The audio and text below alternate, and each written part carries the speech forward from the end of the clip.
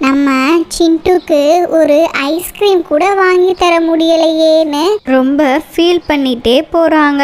நான் இன்னும் நல்லா வேலை பார்த்தாதான் நம்ம சிண்டு கேட்டதெல்லாம் வாங்கி தர முடியும் அப்படின்னு நினச்சிக்கிட்டே போகிறாங்க.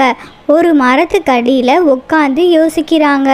அப்போது அந்த மரத்தில் இருந்து ஒரு சத்தம் கேட்குது. அந்த மரம் பேசுது. ஏய் குருவி, எனக்கு ஒரு உதவி பண்ணுறியா?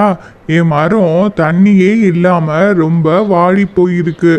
நீ தண்ணி ஊற்றி விட்டா நீ என்ன கேட்டாலும் நான் உனக்கு தரேன் அப்படின்னு சொல்லுது.